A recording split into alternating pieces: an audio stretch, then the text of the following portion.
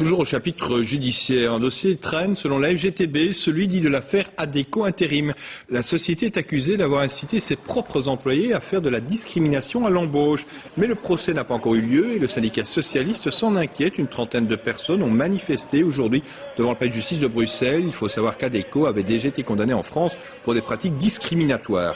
En fait, l'affaire avait démarré en 2001 à la suite d'une dénonciation. Au sein de la société d'intérim, les employés utilisaient les lettres BBB pour blanc-bleu belge, identifiant l'origine des intérimaires.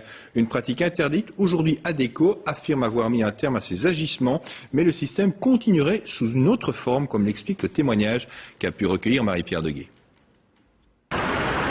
En 2001, une dénonciation décrit les pratiques à l'embauche au sein de la société Adecco. La justice met la main sur le listing client des firmes recherchant des intérimaires. Certaines entreprises engagent des intérimaires BBB, indique Adecco, c'est-à-dire bleu-blanc belge. Les employés d'Adecco étaient formés à la sélection à l'embauche.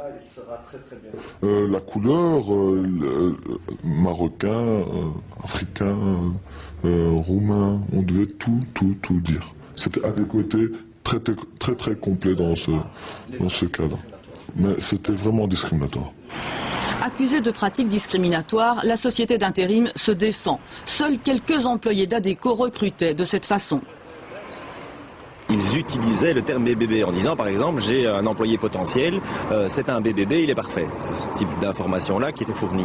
Mais ce n'est jamais été une consigne qui a été sollicitée du côté du conseil d'administration et donc des représentants d'Adecco. Pourtant, selon certains témoins, le système continue. Actuellement, on ne peut plus noter le moindre détail discriminatoire sur notre base de données. Mais on a l'ordre de garder ça au coin de notre tête et on doit en tenir compte. Des témoignages identiques parviennent au mouvement contre le racisme et la xénophobie. Ils ont changé sur la forme, donnant le sentiment que puisqu'ils ont changé sur la forme, il n'y avait plus de discrimination à l'embauche. Alors que c'est complètement faux, eu égard aux témoignages qui nous parviennent au MRAX. Le 30 juin prochain, on saura si Adecco devra s'expliquer devant le tribunal correctionnel.